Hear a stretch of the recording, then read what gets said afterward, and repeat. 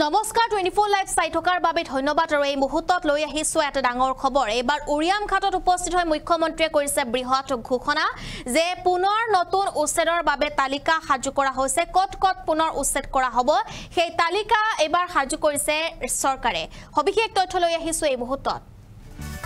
উৰিয়াম ঘাটত উপস্থিত হৈ মুখ্যমন্ত্ৰীৰ বৃহৎ ঘোষণা উৰিয়াম ঘাটত উপস্থিত হৈ মুখ্যমন্ত্ৰীৰ বৃহৎ ঘোষণা উচ্ছেদৰ বাবে নতুন তালিকা সাজু কৰিছে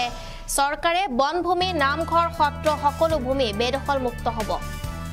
আৰু উৰিয়াম ঘাটত কোনো ভূমিহীন লোক নাই উৰিয়াম ঘাটত কোনো ভূমিহীন লোক নাই বেদখলকাৰীয়ে 200 পৰা 300 বিঘা মাটি বেদখল কৰি আছে ইয়াৰ ওপৰত একশন লব চৰকাৰে আৰু বহু মূল্যবান গছ ৰোপণ কৰা হ'ব উৰিয়াম ঘাটত আমি জনাই আছো এই মুহূৰ্তৰ এটা গুৰুত্বপূৰ্ণ খবৰ উৰিয়াম ঘাটত উপস্থিত হৈ মুখ্যমন্ত্ৰী ডক্টৰ হিমন্ত বিশ্ব শৰ্মাই কৰিছে বৃহৎ ঘোষণা উচ্ছেদৰ বাবে নতুন তালিকা সাজু কৰিছে চৰকাৰে আৰু বনভূমি নামঘৰ সত্ৰ সকলো ভূমি বেদখল মুক্ত হ'ব উৰিয়াম ঘাটত কোনো ভূমিহীন লোক নাই বেদখলকাৰীয়ে 200 পৰা 300 বিঘা মাটি বেদখল কৰি আছে ইয়াৰ ওপৰত একশন লব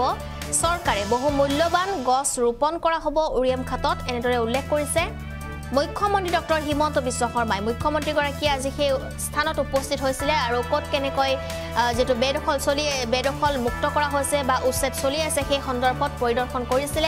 আৰু তেনে সময়তে মুখ্যমন্ত্ৰী গৰাকীয়ে পুনৰ এটা মন্তব্য কৰিছে যে বেদখল মুক্ত কৰা হ'ব সকলো অঞ্চল আৰু উচ্ছেদ হ'ব সকলো অঞ্চল যিসকলে বেদখল কৰি আছে সেই সমস্থানত উচ্ছেদ চলিবই উচ্ছেদ কৰাই হ'ব বুলি উল্লেখ কৰিছে মুখ্যমন্ত্ৰী ডক্টৰ হিমন্ত বিশ্ব শৰ্মাই মুখ্যমন্ত্ৰীৰ মন্তব্য আছে কিয়া শুনাবলৈ চেষ্টা কৰি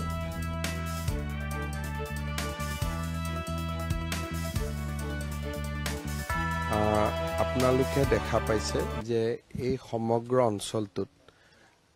হাজাৰ হাজাৰ বিঘা মাটি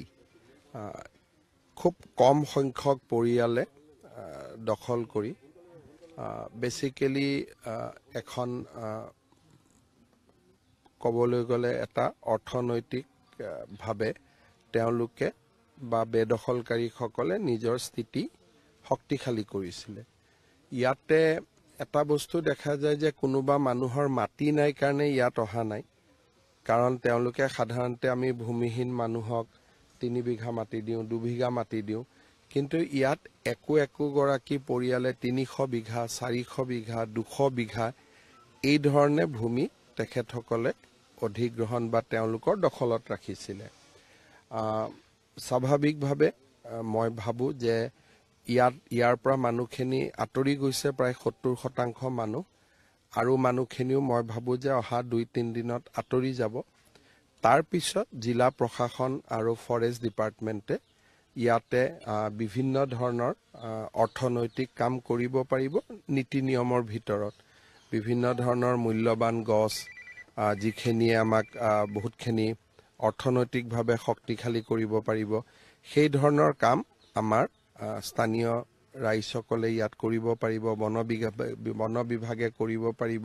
আৰু এটা নিয়ম নীতি পৰিসীমাৰ মাজত থাকি কামবিলাক কৰিব পাৰিব এটা কৈ সব অৰ্ডাৰ উলাই আছে সবৰে ডিপাৰ্টমেণ্টবোৰ বেলেগ নহয় মানে পাৰ্সনেল ডিপাৰ্টমেণ্টে কাবাৰ অৰ্ডাৰ উলিয়াব এক্সাইজ ডিপাৰ্টমেণ্টে কাবাৰ অৰ্ডাৰ উলিয়াব হোম ডিপাৰ্টমেণ্টে কাবাৰ অৰ্ডাৰ উলিয়াব মন্ত্ৰীজন বেলেগ আয়ুক্তজন বেলেগ গতিকে এটা 40 দিনৰ ভিতৰত উলাব লাগে গতিকে সকলো ডিপাৰ্টমেণ্টে 40 দিনৰ ভিতৰত নিজৰ কাম কৰি ল'ব সব আমাৰ সৰুপথাৰ সমষ্টিত উচ্ছেদ অভিযান হোৱাৰ পিছত গোলাঘাটতো কিছু কাম কৰিবলগীয়া আছে আৰু এই ধৰণে আমাৰ এখন দীঘলীয়া তালিকা আছে কিন্তু প্ৰত্যেকটো কাম কৰাৰ আগতে আইন আদালত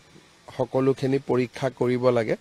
গতিকে আমাৰ চেষ্টা থাকিব এটা কৈ যাতে আমি কামবোৰ খুকালো মানে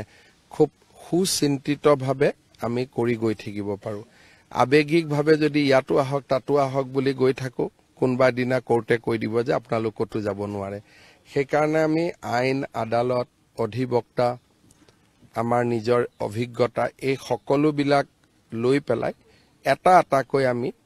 স্পটত গৈ আছো আৰু যত আমি জানো যে আমাৰ স্থিতি আইনগত দিশৰ পৰা মজবুত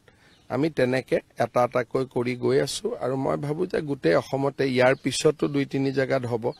তাত কাম চলি আছে গতিকে সেই ধৰণে এটা এটাকৈ আমাৰ বন বিভাগকৈ ফৰেষ্ট VGR PGR সত্ৰৰ মাটি নামঘৰৰ মাটি এইখিনি আমি লাহে লাহে উদ্ধাৰ কৰিম